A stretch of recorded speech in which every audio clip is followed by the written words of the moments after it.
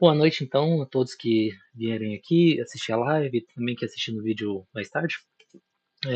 E hoje a live vai ser um pouquinho diferente do que eu costumo ter aqui no canal. Espero que vocês gostem. A ideia hoje é começar com um conteúdo mais introdutório de programação, né, de estruturas de dados e lógica de programação, para que quem chegue aqui consiga assistir esse vídeo possa já resolver alguns problemas de maratona, mesmo que sejam os mais simples, sabe? Entrar lá no site do BigCrowd e começar a resolver sem ter que esperar o semestre inteiro para fazer as matérias de introdução à lógica de programação e também mais um semestre para ver essa parte de estrutura de dados, né? É, a minha ideia inicialmente era colocar isso aqui tudo num vídeo só, passar pelo conteúdo de lógica de programação e estrutura de dados, claro que resumindo bastante todo o conteúdo, porque são 2 semestres de matéria, mas ficou meio grande, passar por tudo ia ser muito grande para a gente continuar. Então, o que eu fiz, eu vou dividir aqui em 2 vídeos. Essa semana a gente vai ver aqui um pouco mais essa parte de lógica de programação, algumas coisas que eu não sei se vocês viram dessa forma ou não dentro da matéria, mas tentando dar um foco mais nas partes que são mais importantes para a maratona de programação. E na semana que vem a gente vai ver um pouquinho também de introdução à lógica de programação, mas eu vou passar também por algumas estruturas de dados com vocês. E vou passar também pela parte de entrada e saída, né? Eu deixei para passar isso na semana que vem, porque entrada e saída dentro da maratona de programação é um tópico um pouquinho mais chato, né? Claro, vai ser ali, já sabe C++, vai ser ali o CIN, o Cout, que você já está acostumado, mas vão ter alguns casos padrões que é interessante passar para a gente reforçar, porque isso tem que ficar um pouco mais automatizado se você está em um cenário de maratona de programação. É, Qualquer dúvida, manda aqui no chat, eu sempre respondo, só que tem um delay entre eu falar aqui e vocês escutarem aí na casa de vocês. Então, qualquer coisa, se eu estiver passando na frente do conteúdo e tudo mais, eu vou ver aqui que vocês mandaram a mensagem, eu vou voltar, respondo a pergunta e depois dou continuidade. Então, não se preocupem em colocar aqui no chat, vou responder todos vocês. É, Sem mais delongas, né? Espero que vocês gostem e vamos começar. Né? Então vamos lá. Estou aqui com essa live com vocês e qual que é o objetivo dessa live de hoje?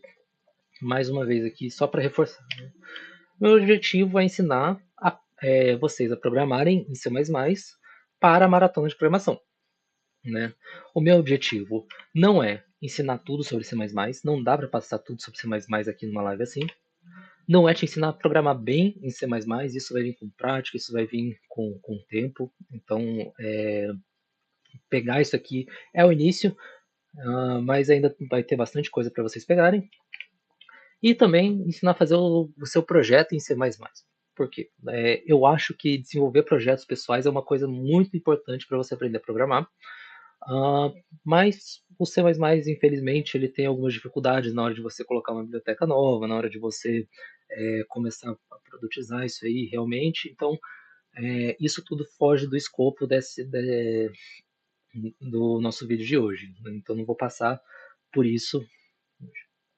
É, Vai ser um conteúdo um pouco corrido, né? Vai ser um pouco superficial, porque, de novo, eu estou resumindo o conteúdo de 2 matérias da faculdade em 2 vídeos de mais ou menos 1 hora, então não dá para passar por tudo. E como não dá para passar por tudo, é muito importante que vocês revisem isso aqui depois. Então, eu já vou passar aqui com vocês. Esse site aqui é o site que eu vou usar para os nossos exercícios, chama Exercism. Ele tem aqui um curso de C++, né? Eu vou passar por alguns desses exercícios hoje com vocês, mas se você quiser melhorar o C++, se você quiser realmente consolidar o conhecimento dessa live de hoje, eu recomendo que você entre nesse site e tente resolver você mesmo, todos eles ali. Não são exercícios difíceis, não vão ser ali na faixa de acho que uns 25, 30 exercícios mais ou menos, e vai passar por praticamente todos os conceitos de C++ que você precisa saber para maratona de programação. Vão saindo daqui nas próximas semanas. Se você quiser realmente consolidar o que a gente está vendo aqui, entra aqui, resolve esses exercícios que você vai ter um ganho muito bom. Mas a gente vai passar por alguns desses exercícios daqui a pouco. Só que antes de falar sobre eles, vamos começar. Desculpa, esqueci de falar sobre isso. Eu não vou ensinar vocês também a instalar as ferramentas que você vai precisar para programar em C++. Existe um monte de vídeo sobre isso na internet. Nosso tempo aqui está corrido. Vou pular essa parte. Se quiser, tem um monte de vídeo aí no Google, tem um monte de tutorial. Se não ficar claro, se você está com dificuldade para instalar ali as ferramentas, pode deixar no comentário aqui. Eu volto, faço um vídeo um pouco mais curto ensinando a instalar. Mas caso contrário, tem bastante coisa já sobre isso na internet. Então vamos lá, né? Vamos começar o que interessa realmente. E a gente vai aprender a programar em C++. Uma coisa importante sobre C++ é que C++ é uma linguagem que, para muita gente, é até considerada uma linguagem de baixo nível, porque você trabalha muito perto do como o computador realmente funciona. Então, para entender C++, você precisa entender como o computador funciona. Eu não acho que seja assim para todas as linguagens de programação, mas C++ especificamente é uma linguagem de programação que exige que você saiba disso. E o computador, ele é basicamente duas partes, né? Você tem a CPU e a memória. E o computador, ele é uma grande máquina de ler instruções que estão na memória, pela CPU, né? A CPU lê as instruções que estão na memória, e escrever de volta instruções e dados e coisas que o computador vai fazer de volta na memória. O computador é uma grande máquina de ficar fazendo isso aqui, ler e escrever instruções na memória. E para a gente poder entender como funciona o computador, é muito importante que a gente entenda, né, o que é realmente a memória, principalmente se a gente está falando de C++. Então, eu vou voltar nesse tópico um pouco mais para frente depois, principalmente na hora que a gente estiver falando de ponteiros, né, e vetores e passagem por referência. Mas por enquanto, eu só queria que a gente tentasse entender aqui o que é a memória RAM. E a memória RAM a gente pode pensar como sendo uma coisa, uma tabela, dessa forma aqui, onde nós temos na tabela um endereço e um valor. E a gente só está falando que aquele valor, né, que está ali armazenado vai estar armazenado naquele endereço de memória. Então você vai ter, deixa eu só ver se eu consigo pegar aqui. A gente tem, tá, achei. A gente tem aqui o endereço de memória do nosso o endereço da onde aquele dado está armazenado na nossa memória e o valor daquele dado. E o que é esse dado que nós estamos armazenando, né? Ele vai ser um byte. Então, um byte, né, ele vai ser um valor ali contendo 8 bits. Cada bit ele vai ser um sinal de ligado ou desligado. E aí, como ele é um sinal de ligado ou desligado, você passando ou não energia, você pode entender isso como sendo um 0 ou um 1. E aí, você podendo estar em dois estados, você vai poder representar com cada bit duas informações. Você junta dois bits, quantas informações você pode ter representado? Você pode representar 4 informações, né? 2 ao quadrado. 4 bits, você pode representar 2 à quarta. E um byte, que são 8 bits, você pode representar 2 a 8, 2 a oitava informações. 2 a oitava estados. Quanto que é 2 a oitava? 256. Esse número vai ficar cravado na cabeça de vocês alguma hora na computação. Então, a gente pode representar para cada byte 256 valores, que vão ser do 0 até o 255. Então, como a gente conta o zero também, a gente vai ter os valores do 0 a 255 dentro de um byte. E aí, como a gente tem, se a gente juntar esses bytes, a gente tem aqui o byte e a posição que está aquele byte, né, o conjunto de bytes, a posição que está aquele conjunto de bytes, a gente pode chamar isso, dar um nome para isso tudo. E quando a gente dá um nome para aquele espaço da memória onde nós estamos armazenando a informação, o que a gente está fazendo é criar uma variável. Então a variável é só isso, a gente pega um espaço da memória, dá um nome para ele, e fala toda vez que eu acessar essas minhas linhas aqui nessa minha grande tabela, eu vou estar acessando a informação que eu quero, né, o valor da informação que eu quero. Isso é a nossa variável. E aí, se nós estamos agrupando os bytes, a gente pode criar grupos de vários bytes. Assim. Então, a gente tem aqui alguns grupos que já são mais definidos. Assim. Esses aqui são um pouco mais padrões. C++ é um negócio meio chato, porque dependendo do sistema operacional que você está usando, dependendo da arquitetura que você está usando, essas coisas podem variar um pouquinho, mas em geral a gente pode ter essa noção de que a gente vai ter esses tipos de variáveis aqui. Né? Nós temos um inteiro sem sinal, um inteiro longo, né? Inteiro longo sem sinal, float, double, char e bool. E isso aqui vão definir as variáveis que a gente vai usar quando nós estamos fazendo operações no computador.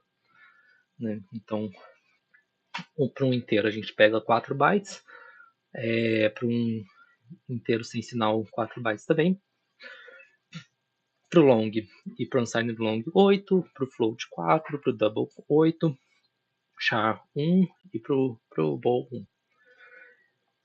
E o que são cada tipo desses de variáveis? Né? Quando a gente junta esses bytes assim na memória, a gente está querendo representar algum valor. E aí, quando a gente está usando esse int, a gente está querendo representar operações com números inteiros. Né? Então, toda vez que é int, ou unsigned int, ou long int, a gente está querendo representar operações com inteiro. Unsigned, por que é unsigned? Né? Porque a gente remove o sinal. Então, o int a gente vai usar para representar valores inteiros.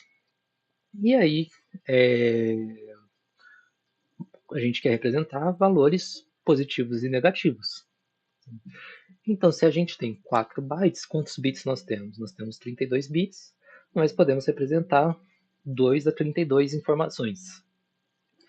2 a 32, a gente divide isso por 2, né? A gente sabe, porque a gente vai pegar metade para positivo, metade para negativo.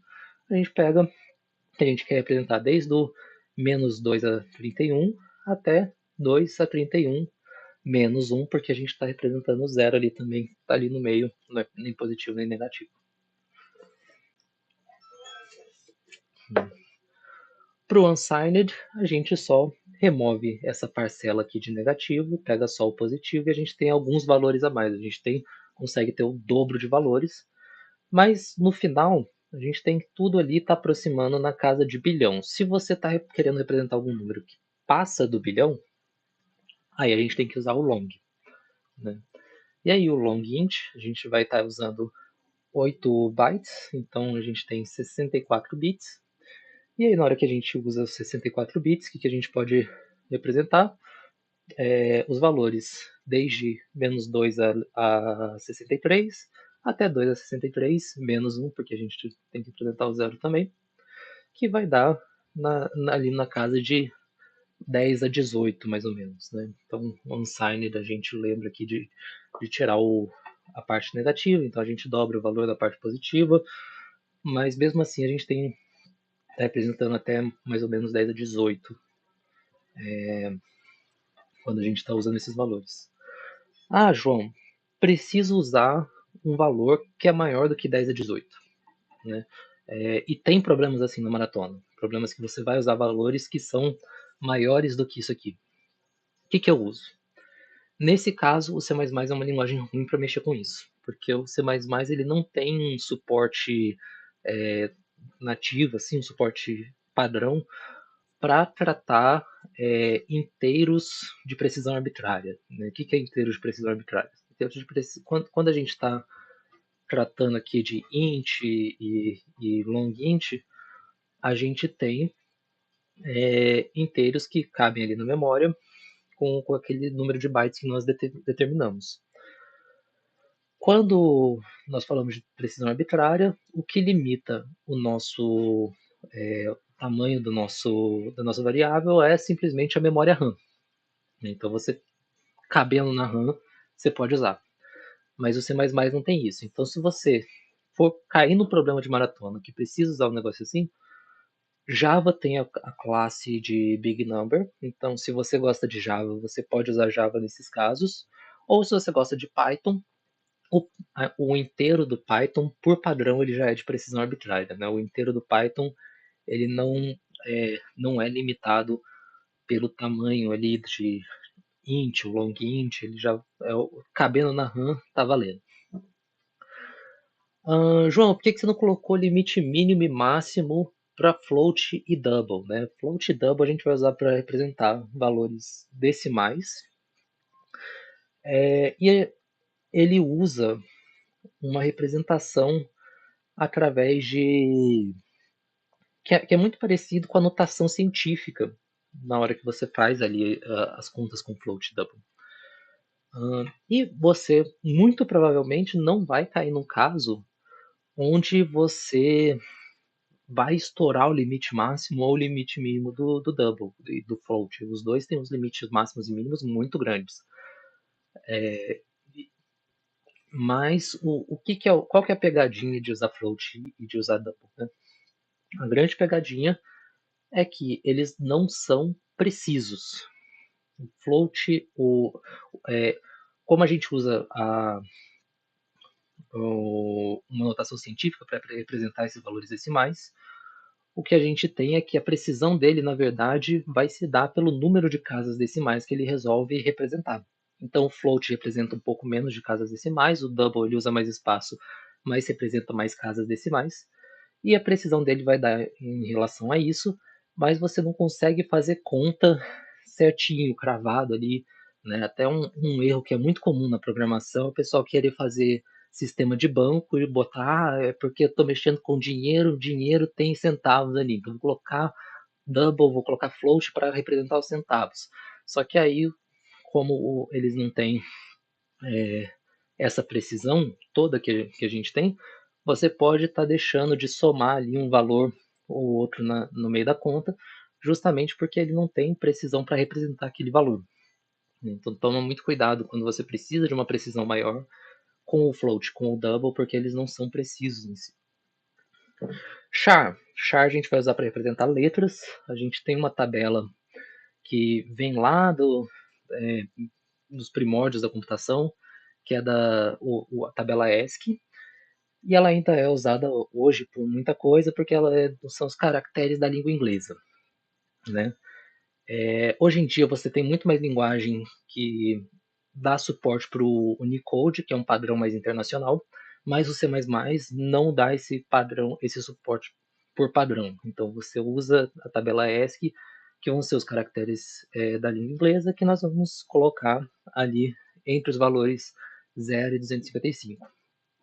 Como o char ele só tem um byte, tem muita gente que usa o char também para representar byte. Né? Então eles criam ali, usam um monte de char, mas na verdade não é porque é um char mesmo, é só porque é uma estrutura que só usa um byte de memória.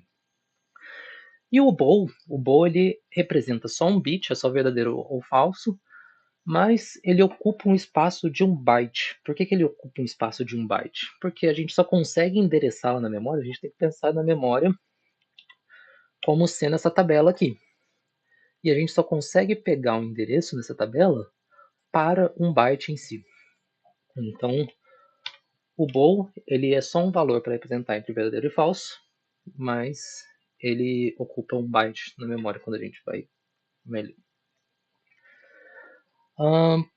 Eu estou passando meio rápido, pode estar meio confuso. Por favor, se qualquer coisa, coloquem aqui qualquer dúvida que vocês tiverem. Beleza. Mexemos então falamos aqui sobre as variáveis, alguns tipos de variáveis que são mais importantes. Vamos passar então pelas funções, né? E o que são funções? Funções, você já está acostumado com funções desde lá do ensino médio, alguns até ensino fundamental, assim, que você já via que você tinha um valor x, você aplicava uma transformação nesse valor x e você chegava num valor y. Então a gente tinha ali y é igual a x mais 3, ou a gente pode fazer y é igual a x ao quadrado e a gente pega aquele, né, transforma aqui, por exemplo, do 2 para o 4, levando o nosso valor ao quadrado. E a função é basicamente isso na computação. A gente vai pegar aqui uma entrada, a gente vai aplicar uma transformação, que vai ser a nossa função, e vai chegar numa saída. E aí, como é que a gente vai escrever isso no nosso computador? Vai escrever dessa forma. Então, a gente tem aqui a função e o nome dessa função, qual que é a entrada que está sendo usada para ela, qual que vai ser o tipo de saída que a gente está passando e também a saída dessa função. Pode pensar, e muita gente tem uma vertente da computação que imagina que as funções elas têm que ser interpretadas que nem as funções da matemática mesmo. Né? A gente tem realmente um f de x ali.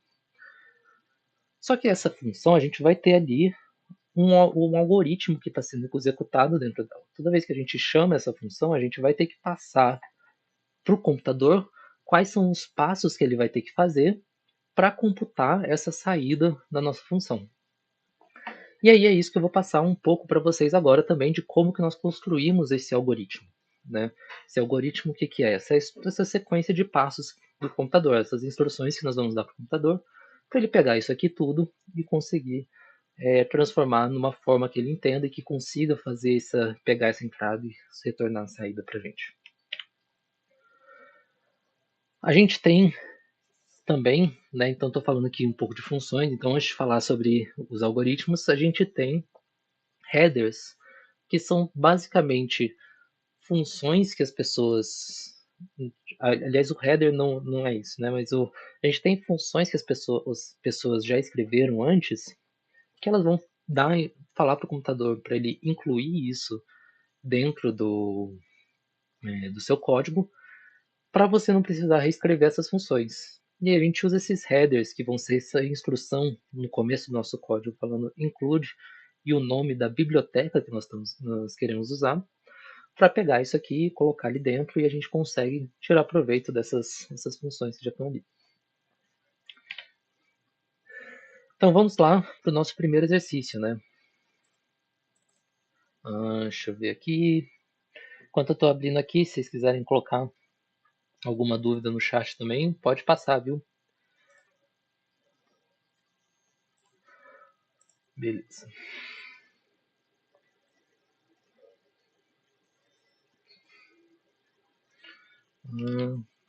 Tá.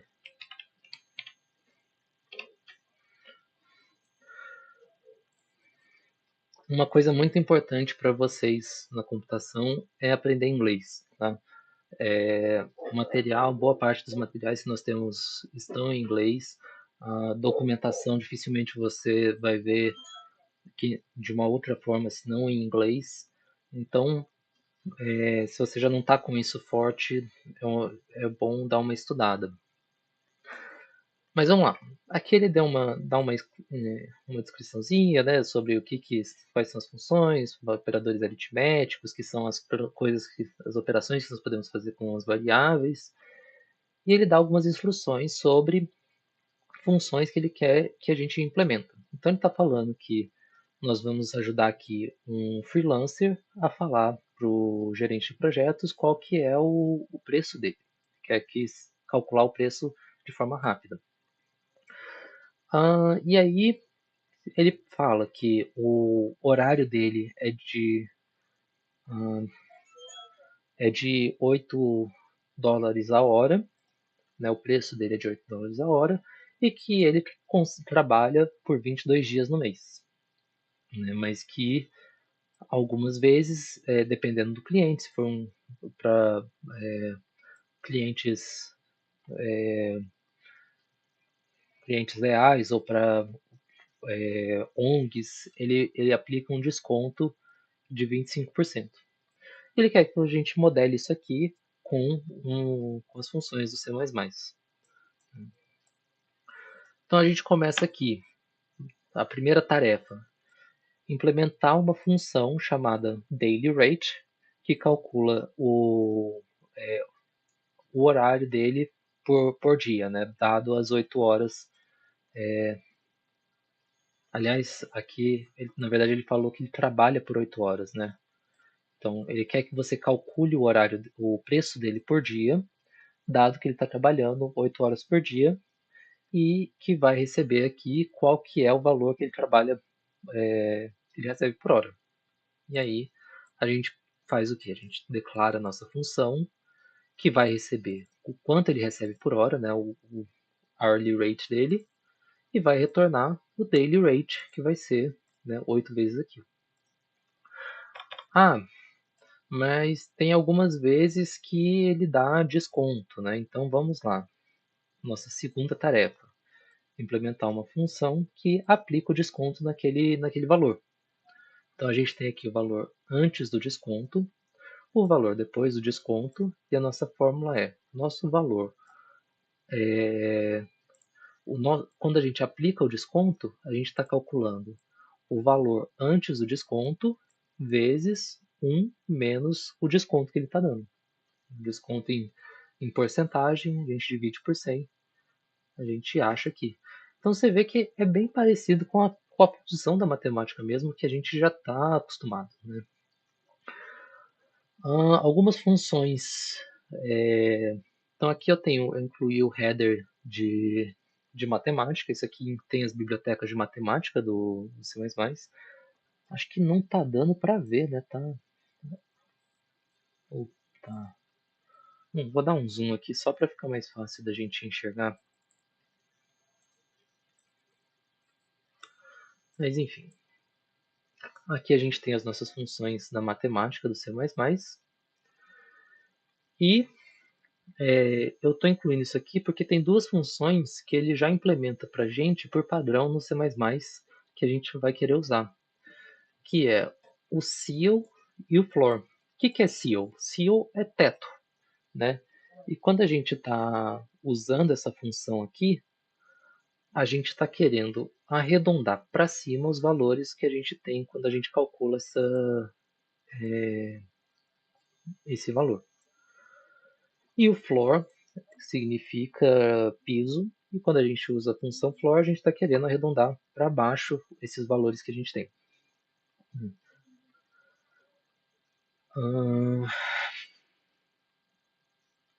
Então vamos lá. Então aqui a gente calculou o preço aplicando desconto. Ele quer que a gente crie uma função que calcule quanto que ele vai gastar no mês, e aí no mês a gente tem, né, o valor dele por hora e o desconto, né, em porcentagem que ele quer dar. E aí a gente vai. Ele quer que esse valor seja arredondado para cima. Então o que a gente vai fazer? A gente vai calcular que ele trabalha por 22 dias no mês, isso aqui vezes o valor de ter aplicado o desconto no horário dele diário, né, com esse desconto que a gente tem aqui. A gente arredonda isso aqui tudo para cima. Por último, aqui embaixo a gente quer saber. Cadê? Dado um certo valor aqui que a gente pode passar, quantos dias isso cobre, né? Quantos dias de trabalho do nosso programador a gente pode calcular. E aí a gente pode também arredondar para baixo aqui o valor do orçamento dividido pelo valor diário do nosso programador. E aí o que eu quero que vocês vejam aqui? Que essa função aqui, né, cada função que a gente tem aqui, então, se a gente tem aqui a função, estou tirando esses to-do só porque eles não importam, essas funções daily rate, apply discount, monthly rate, days in budget, isso aqui são bem parecidos com a nossa função da matemática, onde nós estamos pegando a variável aqui, né, o nosso valor de x, seja esse x o horário, o preço por hora, quantidade de desconto, a gente está fazendo o algoritmo para aplicar as transformações e está retornando ao nosso y aqui, que vai ser aquela fórmula que a gente calculou com aquele x. Alguma dúvida por enquanto? Por favor, me avisem se tiverem dúvidas. Se não tiverem, eu vou continuando, mas podem mandar aqui no chat, viu? Vamos falar um pouco sobre valores booleanos, então. Né? O que eu falei lá atrás para vocês são valores que representam verdadeiro e falso. E esses valores eles vão ser muito importantes para a gente criar a lógica do nosso algoritmo. Desculpa. Então, quando a gente tem os valores booleanos, a gente vai querer fazer algumas operações lógicas com eles. Então, a gente vai querer construir. A gente vai construir a partir daqueles valores de verdadeiro e falso algumas falas, algumas lógicas que a gente pode falar. E isso vai ser muito importante para a gente poder dar as instruções para o nosso computador sobre o que ele tem que fazer para poder fazer aquela tarefa que a gente quer que ele faça. Né? E aí a gente tem alguns operadores lógicos que vão ser, principalmente os mais importantes, vão ser ali o e, o ou exclusivo e a negação, né, que tem que estar na cabeça de vocês. Então acho que o e é uma coisa que a gente já está mais familiarizado, né? Quando a gente quer que alguma coisa vai ser verdade se outras duas coisas forem verdades, né? Se uma coisa e a outra forem verdades. Então, por exemplo, você vai passar na matéria se a sua nota for maior do que 60% e a sua frequência for maior do que 75%. Então, a ideia do E ela é mais tranquila, porque a gente sabe se uma dessas não for verdade, então você não vai passar. O ou. O ou, a gente tem que, na fala, nós usamos o ou de duas formas diferentes. Então, uma delas é o ou, né, o que é mais perto do ou da lógica, onde se uma das condições for verdade, você tem que a outra condição é verdade também, mas se as duas forem verdades, a gente tem que a outra no final vai ser verdade também. Então, você pode resolver a prova a lápis ou a caneta. Se você resolver a prova inteira a lápis, tá valendo? Tá valendo. Você pode resolver a lápis ou a caneta. Resolveu toda a caneta, tá valendo? Tá valendo também. Resolveu parte das questões a caneta, só que aí a caneta entupiu, não está escrevendo direito, resolveu o resto das questões a lápis. Também está valendo. Né? Não tem. É, não é uma coisa não exclui a outra. Mas a gente também usa muito na fala o ou exclusivo, que é assim, a gente só vai escolher uma das condições. Né? Então, nós vamos jantar pizza ou macarrão. Eu imagino, né? Tudo bem, eu como bastante, então eu acho que assim, eu comeria pizza e macarrão ao mesmo tempo também, mas eu acho que assim, a maioria das pessoas não pensa que você vai comer pizza e macarrão juntos, né? Mas se você está comendo pizza, você automaticamente excluiu o macarrão. E se você está comendo macarrão, você automaticamente já excluiu a pizza. E o ou exclusivo ele tem esse sentido, né? Uma condição exclui a outra. E a negação, que é outra coisa que nós vamos usar bastante também, é simplesmente o contrário, né? Se uma coisa é verdadeira, a outra vai ser falsa, se uma coisa é falsa, a outra vai ser verdadeira. Então, se não chover, eu vou sair, então, se estiver chovendo, eu não vou sair, né? O fato de estar chovendo nega o fato de eu sair. Então vamos resolver alguns exercícios sobre isso também?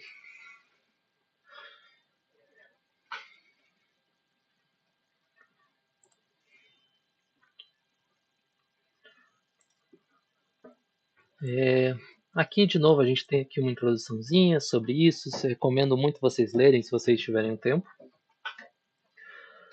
Mas qual que é a historinha que a gente está querendo resolver aqui, né? Qual que é o problema? A gente tem aqui que a gente quer traduzir as regras do jogo do Pac-Man para funções do C++. Né? Então você está programando seu jogo lá, você quer que você quer programar as regras do jogo ali dentro para poder conferir elas durante o jogo, né? E aí a primeira coisa que a gente tem que saber é se o Pac-Man pode ou não comer um fantasma. Então, como é que a gente sabe se o Pac-Man pode comer o fantasma? A gente sabe se ele vai poder comer o fantasma se ele estiver encostando no fantasma e ele tiver comido a bolinha do poder. Então a gente cria aqui uma função, canItGhost, que ela vai estar conferindo justamente isso. Vamos ver se ele se ele comeu ali a bolinha de poder e ele está encostando o fantasma. Nossa função está retornando isso, essa conferência.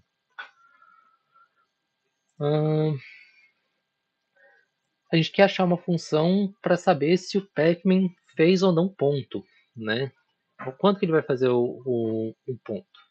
Quando ele tiver comido tanto uma bolinha normal, quanto se ele tiver comido a bolinha de poder lá do Pac-Man, do jogo. Então, a gente usa, né, a gente retorna aqui se ele fez alguma dessas condições, ou uma ou outra. Note que se no Pac-Man isso não aconteceria, mas se ele estivesse encostando nas duas ao mesmo tempo, ele ganharia os pontos, ganharia pontos também.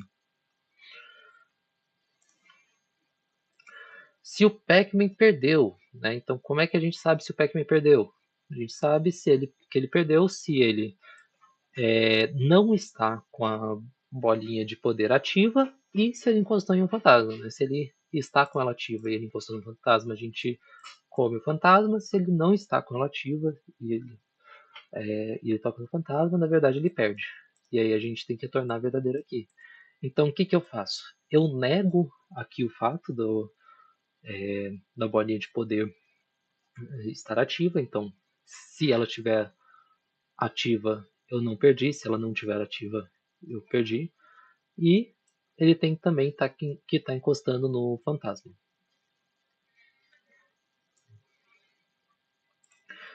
E por fim, a gente quer saber se o Pac-Man ganhou. E para saber se ele ganhou, a gente tem que saber o que? Se ele já comeu todas as bolinhas e se ele não perdeu.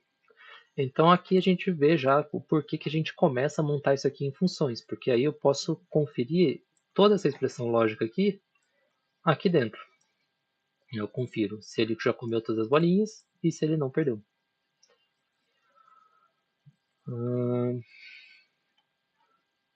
Beleza, passamos aqui por mais uma questão. Todas essas questões aqui estão aqui no site do Exercismo, então dá uma conferida lá. Qualquer dúvida, manda aqui. Vamos passar para o próximo. Né? Conforme a gente vai construindo as funções, a gente vai precisar estruturar a lógica que vai estar ali dentro das funções. E a gente vai ter algumas ferramentas para poder conversar com o computador e explicar para o computador o que ele precisa fazer. E eu acho que é muito útil a gente ter o inglês, né, na computação, porque boa parte da linguagem de programação ela vai vir do inglês. Então a gente tenta estruturar os nossos. Uma dessas formas da gente explicar para o computador o que ele precisa fazer é através de estruturar frases de if, then, else. Né? Traduzindo para o português, se, então, se não. Então, se alguma coisa for verdade, então faça isso, se não, faça isso. Né? Traduzindo if then else para o pé da letra no português é se então se não. Então a gente quer estruturar. Se algo for verdade, a gente faz alguma coisa. Se não for verdade, faz outra. E é isso que a gente tem aqui, né? If, então se a condição ali dentro do if for verdade, então a gente abre os parênteses, né? A gente faz o que tiver dentro dos parênteses. Else, ou seja, se não, a gente faz o que está nos parênteses depois do else. Mais um exercício.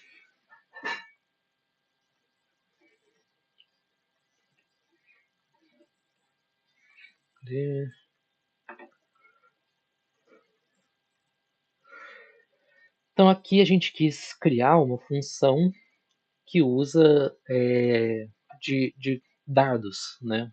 Para ver qual que é a pontuação. Então a gente vai receber ali aonde que eu joguei o meu dardo, a posição x e y da onde meu dardo acertou, e eu quero saber quantos pontos eu vou fazer a partir dali.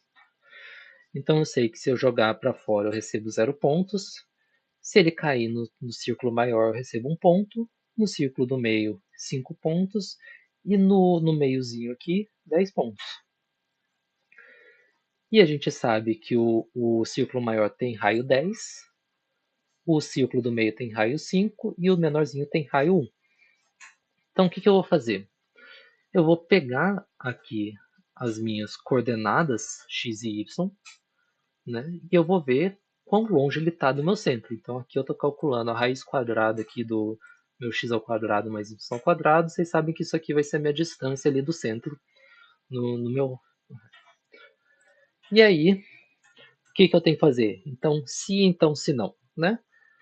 Se o meu raio for maior do que 10, então eu retorno 0. Então, se raio for maior que 0, que 10, então eu retorno 0, porque aqui eu joguei para fora do meu alvo. Se não, então eu faço mais uma conferência. Então, o que eu vou fazer? Se não, então, se o meu raio for maior do que 5, ou seja, eu joguei, ele é menor do que, já sei que ele é menor que 10, mas ele é maior do que 5, então eu retorno 1. Por quê? Porque vai ser aonde ele acertou naquele meu círculo maior. Se não, então, se o meu raio for maior do que 1, então eu retorno 5, porque aí eu sei que ele está naquele círculo no meio. Se não, eu sei que ele já está no meu círculo menorzinho, então eu retorno 10. Olha, percebe sempre que ela sempre estruturando no termos de se, então, se não. Se condição, então faço isso, se não, faço isso. Aí aqui, se isso for verdade, então faço isso, se não, faço isso. É sempre esse tipo de estrutura. Beleza, essa é uma das coisas que nós vamos usar para poder construir essa solução. Vão ter mais algumas. Quando a gente começa a colocar muitos ifs um depois do outro, muitas vezes a gente usa um switch.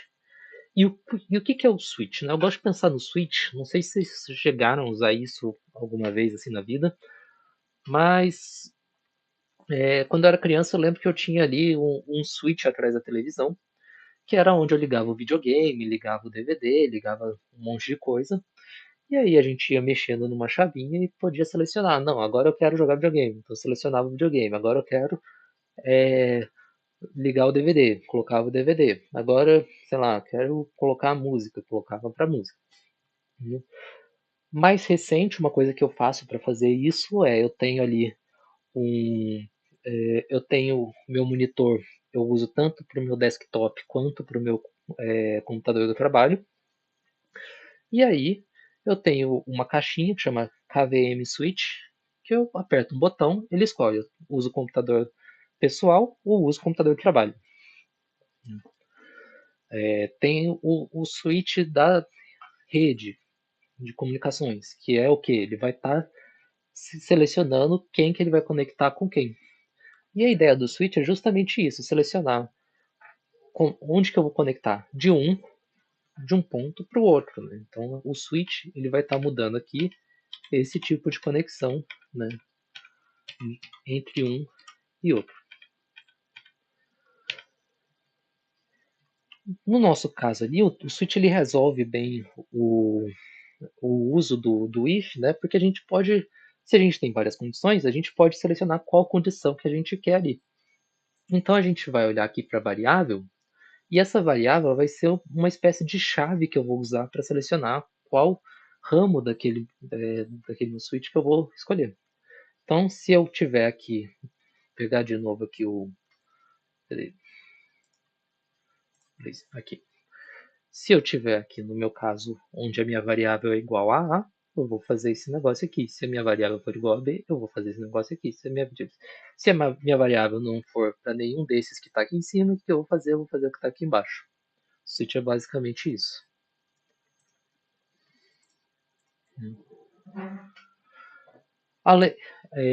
Além do switch, o que a gente tem?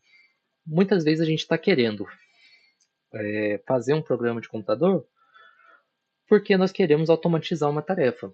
Né? E automatizar uma tarefa significa que a gente vai fazer a mesma coisa de novo, de novo, de novo, de novo, de novo, de novo. Se bem que automatizar tarefa significa que a gente vai fazer um negócio de forma automática, né? Mas muitas vezes a gente quer que isso se repita de novo, de novo, de novo, de novo, de novo, fazer a mesma coisa várias e várias vezes. E para isso a gente vai usar laços de repetição. Né? Laços de repetição são formas da gente falar para o computador: faça isso várias e várias vezes. E aí a gente tem no C++ três laços de repetições que são mais importantes, que vão ser o for, o while e o do while. Eles são mais ou menos equivalentes, tem como você transformar um no outro, né? Mas o mais importante sobre eles é que cada um deles vai ter um certo valor semântico, assim, né? Que cada um deles a gente entende alguma coisa a partir dele diferente, que vai te falar, né, vai falar para o programador o que ele está querendo, o que aquilo ali está fazendo. Então, o for ele vai te dar um sentido de para. Né? Então, a gente traduz de novo do inglês para o português para tentar entender o que está acontecendo. E for traduzido para o português é para. E eu gosto de pensar num for mais como sendo um para cada. Né? Então, para cada item no nosso vetor, para cada item que a gente na nossa repetição, a gente vai fazer alguma coisa. While traduzindo para português, while traduz para enquanto. Então, o for a gente está indo em para cada, um while a gente está falando enquanto aquilo for verdade, faça alguma coisa. Né? E um do while é faça isso enquanto isso for verdade. E qual que é a ideia do while? É que a gente vai fazer primeiro e conferir depois. Né? Então a gente tem enquanto no while a gente confere primeiro e faz depois, o do while significa que a gente vai pegar aquilo que a gente está falando para o computador repetir, vai executar uma vez e aí depois confere aquela condição que ele está sabendo. Como é que isso fica em código então? Para o for, a gente tem um negócio assim, onde a gente tem a inicialização de uma variável ali dentro. Tem como você inicializar fora? Tem. Assim fica mais legível, né? Fica mais coerente com o porquê que você usaria um for. Né? O C++ ele te deixa fazer muita coisa, mas não é porque ele te deixa que a gente deveria... Só um segundinho, rapidinho.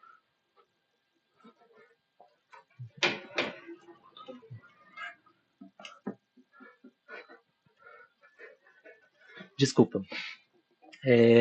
Mas não é só porque ele te deixa que você deve realmente fazer.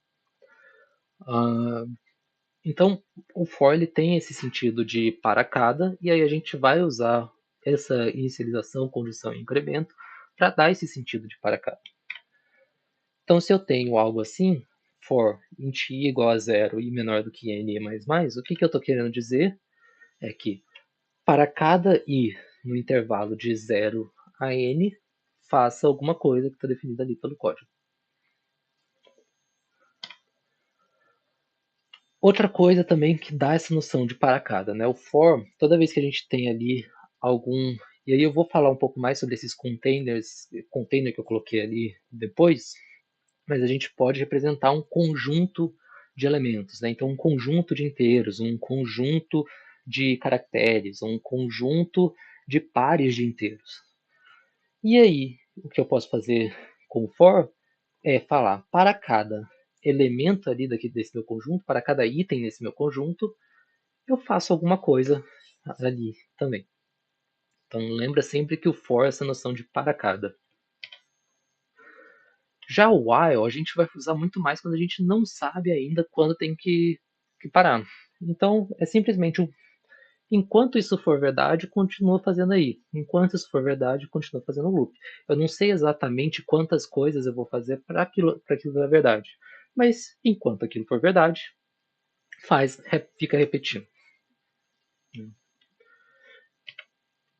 E um do while, de novo, é aquele negócio. Eu faço a mesma coisa do, de verificar a condição, mas eu executo ela uma vez primeiro. Então, execute o código enquanto a condição for verdade. Muda um pouquinho o sentido, mas a ideia é basicamente a mesma. E aí algumas coisas que a gente tem também para controlar a estrutura de como é que vão funcionar os nossos loops, né? Vão ser o break e o continue, que eles vão estar falando simplesmente o break para você sair daquele loop e o continue para você pular todo o resto do loop e continuar para a próxima iteração. Né? Então aqui, por exemplo, se a gente tiver uma estrutura mais ou menos assim, while e a condição, e a gente tem um break aqui no meio, a gente vai sair aqui desse loop aqui e vai vir para essa parte de cá, para fora do loop. Então, já se a gente tem alguma coisa assim, a gente while true e a gente tem um contínuo aqui, a gente vai pular tudo que está aqui embaixo e vai voltar aqui para cima para fazer tudo de novo. Então vamos lá, mais um exercício.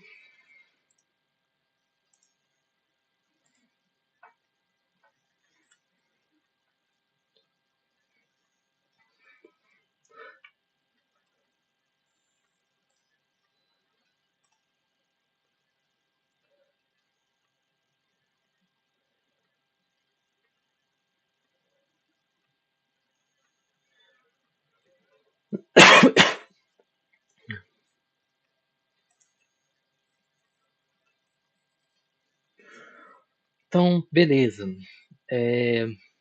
que a gente vai fazer aqui agora?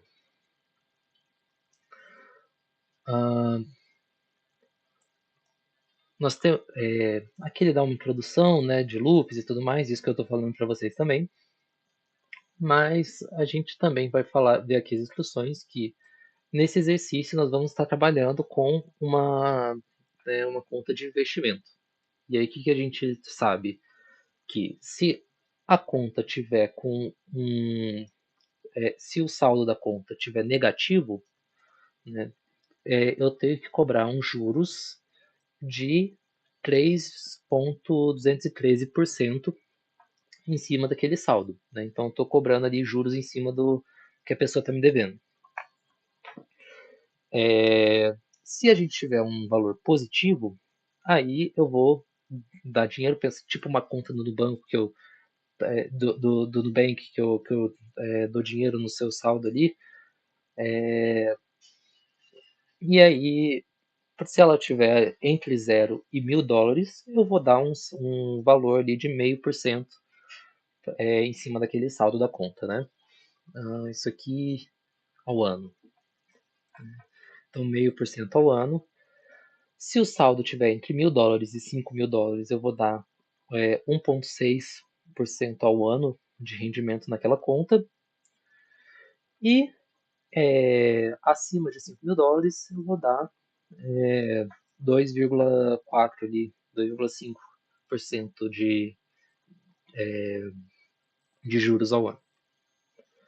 Então, a nossa primeira tarefa é implementar uma função que vai fazer essa conta para a gente. Essa função está aqui. A gente já passou pelo if, né? Então vamos lá. Só para a gente reforçar. A gente quer estruturar a frase como se, então, se não. Então, se a conta estiver negativa, então retorne esses juros aqui. Se não, faça essas conferências. Aí, se nossos juros for menor do que, se nossa conta tiver com menos de $1.000, então retorne esses juros. Se não, faça isso. E assim a gente continua até calcular qual que é o valor dos juros que a pessoa vai receber ou vai pagar a partir do saldo da conta dela.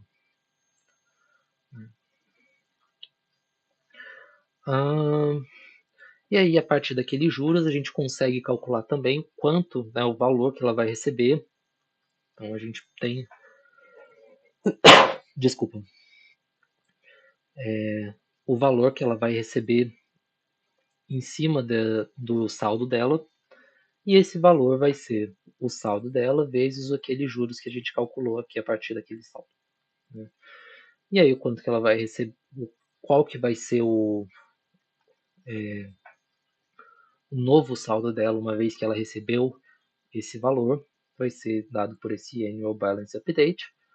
Mas a gente estava falando de loops, né? A gente estava falando de estrutura de repetições. E aí, o que a gente quer saber aqui? O que é o exercício importante para a gente ver aqui mesmo? A gente quer ter uma função que calcula quantos anos ele precisa estar com aquele valor investido, né? Quantos anos, mantendo aquele valor na conta dele, ele vai demorar para chegar num valor desejado. E aí, o que a gente pode ver é que a gente não sabe quantos anos são. A gente quer fazer o quê? A gente quer simular isso para saber quantos anos vão chegar até a gente chegar nesse valor desejado. E se a gente não sabe quantas vezes a gente vai receber, se a gente vai fazer isso, se a gente não sabe, a gente só quer saber ali, quer ficar repetindo até que alguma condição aconteça, eu vou usar um while, né? O while é justamente para isso, para eu ficar repetindo até que alguma coisa aconteça. Então, o que eu quero fazer? Eu vou repetir aqui. Enquanto meu dinheiro na conta for menor do que o dinheiro que eu quero, eu vou esperar mais um ano. Né? E aí, toda vez que eu espero um ano, eu incremento a minha variável aqui que está contando quantos anos que eu estou levando. Então, eu vou fazer isso. Né? E repito várias e várias e várias vezes. E aí eu chego na resposta. Né? E aí é justamente por conta disso, por eu estar fazendo essa pergunta de eu não sei quantas vezes eu vou repetir, que eu vou usar o while. Mas, de novo, eu vou estruturar a minha sentença numa forma de enquanto isso for verdade, faça isso. Né? Enquanto o meu dinheiro na conta for menor do que o dinheiro que eu quero chegar, espera mais um ano.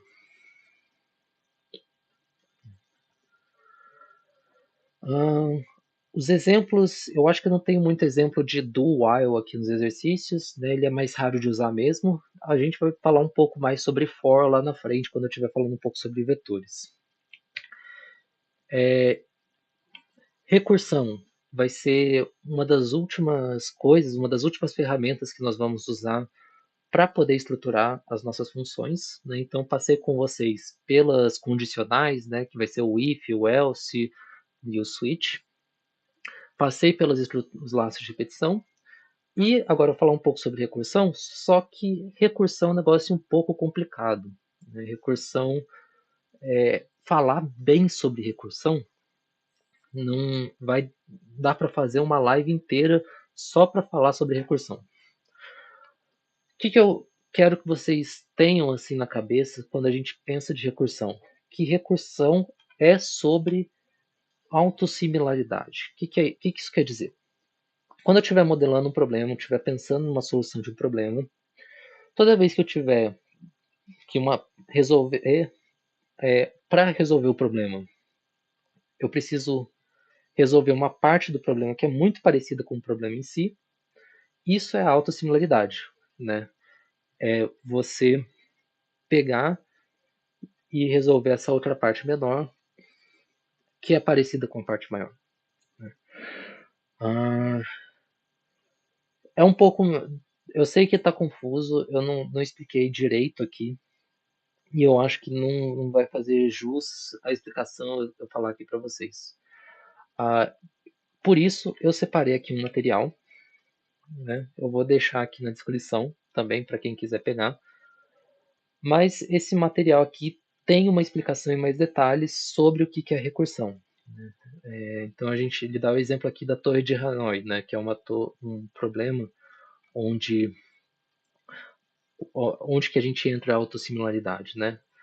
Resolver essa torre, esse daqui é um quebra-cabeça que a gente tem que mover todas as peças daqui para cá, sem colocar uma peça maior em cima de uma peça menor.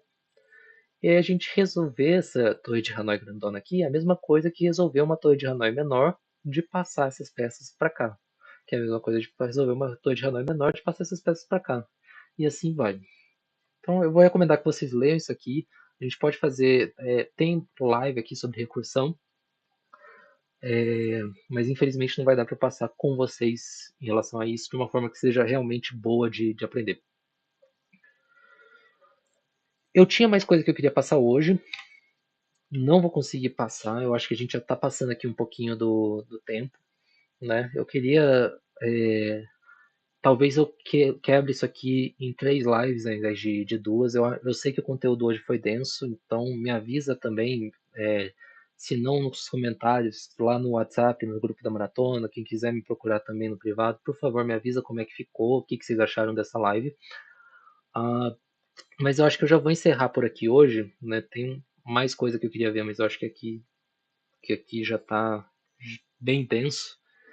Mas queria agradecer a presença de todos. Muito obrigado por terem aparecido. Espero que tenham gostado. Espero que tenha sido de bom proveito. Ah, e espero que tenham entendido aqui também, que a explicação tenha sido boa. Mas se não entendeu, por favor, me manda aqui nos comentários que eu posso responder depois dúvidas sobre isso. Mas muito obrigado pela presença e fica para a próxima aí, para a gente voltar nos conteúdos, né?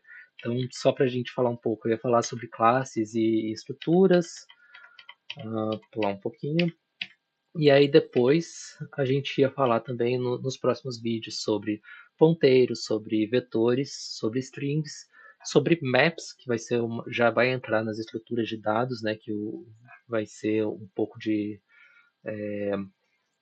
um, uma estrutura de armazenamento chave-valor, passagem por valor por referência, a gente vai falar sobre pilhas, vai falar sobre filas de prioridade, conjuntos, e uma coisa que eu esqueci de colocar aqui, mas que a gente vai falar também, que é muito importante, é sobre entradas e saídas na maratona de programação, que é uma coisa que eu queria falar bem em detalhe com vocês. Mas muito obrigado pela presença, muito obrigado por terem aparecido e fica até para a próxima.